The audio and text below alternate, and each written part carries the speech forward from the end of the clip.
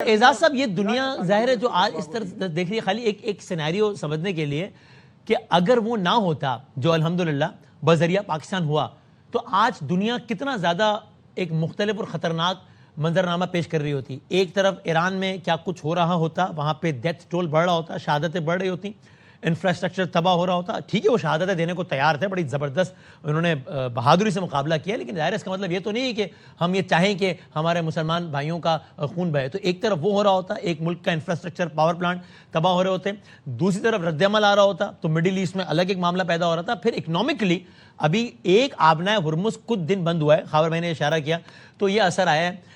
अगर ये मामला आगे बढ़ता तो फिर ईरान के साथ अगर सब कुछ होता रहता, तो फिर यमन में हौसी अपनी सारी कोशिश करते हैं कि बाबुल मंदब को बंद करें।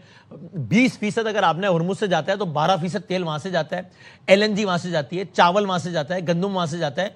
एक इकनॉमिकली और जानों का ज़िया इंफ्रास्ट्रक्चर एक दुनिया के नज़र में है ये सब, कि अगर पाकिस्तान के जरिए सब कुछ ना होता तो आज ये सब कुछ कितना एक बुरा मंजरनामा पेश कर रहा होता हर सतह पर। जी बिल्कुल, वर्स्ट केस सिनेरियो तो बहुत ही मैं कहता हूँ कि आपके रोंगटे खड़े हो जाएं।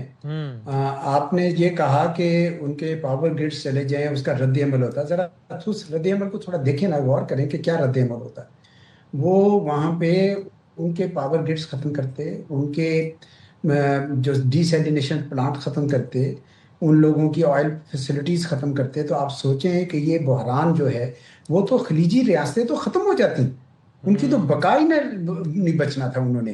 तो सोचे कि कितनी और दुनिया वहां के की प्रोफेसर इन्वेस्टमेंट ईरान के उसको बाद होगी। कह चुके हैं जो जुमला आपने कहा, और वो प्रोफेसर एक इस वक्त का हिस्सा भी है ईरान के, जिन्होंने ये जुमला कहा कि ये खत्म हो जाएंगी फिर रियासतें, फिर मामला बहुत आगे चला जाएगा। जी जी। तो ईरान तो फिर भी बच जाता, फिर भी, क्योंकि मुल्क बहुत बड़ा है, दुगना एरिया है पाकिस्तान से उसका। लेकिन इनका कोई हाल नहीं होना था। तो वो आप सोचें कि अगर फिर सारी गैस सप्लाई, सारा फर्टिलाइजर, सारा ऑयल की सप्लाई अगर रुक जाती तो क्या होना था।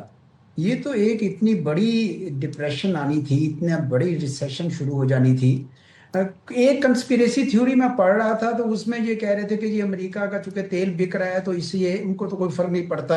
ये नहीं पड़ता है। अब देखिए ना, बावजूद इसके कि अमेरिका अब सेल्फ सफिशिएंट है तेल में, क्यों तेल की कीमतें चढ़ी हुई है वहां पे, चढ़ी हुई है ना जी सारी।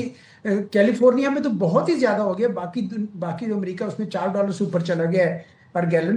तो अमेरिका के अवाम भी तो यही सोच रहे थे, और इसी वजह से यही दबाव बना असल डोनाल्ड ट्रंप साहब पे कि जनाब ये आप ये हमारी जान छुड़ाएं, ये जंग हमारी नहीं है, किसी और की जंग है, हम लड़ रहे हैं। आप कहते थे हम जंगें रुकवाने वालों से हूं, मैंने 8 जंगें रोकी हैं, आपने ये कौन सी जंग पाल ली।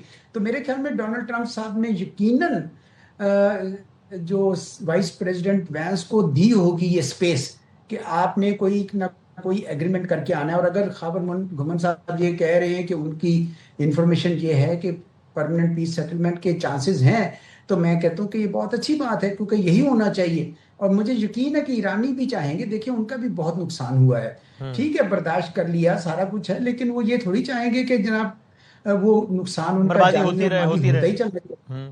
जी जी। लेकिन इसमें अब देखेंगे कि एग्रीमेंट किस बात पे होता है। खाली ये कह देना कि जंग बंदी रहे और उसके बाद हम बातचीत करेंगे, तो ये भी मेरे नज़दीक तो ये भी एक जीत होगी कि ठीक है, आप एकदम से स्टेट ऑफ हॉर्मुज का मसला नहीं हल कर सकते, सैंक्शंस का नहीं हल कर सकते। ईरान की जो गारंटीज कह रहे हैं, मैं एक और जगह सुन रहा था कि ईरान के लिए सबसे इंपॉर्टेंट ये है कि आइंदा के लिए कोई गारंटी हो कि जी वो सेटलमेंट रहेगी।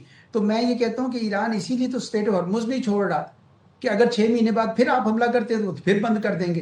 तो इसलिए उसके लिए वो छोड़ना बहुत मुश्किल हो गया हुआ है। तो क्या ऐसा पैकेज बने कि ईरान अगर स्टेट ऑफ हॉर्मुज छोड़ते हैं तो उसको इतनी गारंटीज मिल जाएं और इतनी उसको राहत मिल जाए सैंक्शन से, दूसरी तीसरी चीजों से, कि वो राजी हो जाए। ये है वो असल मसला जिसके लिए मेरा ख्याल है इस वक्त बातचीत हो रही होगी।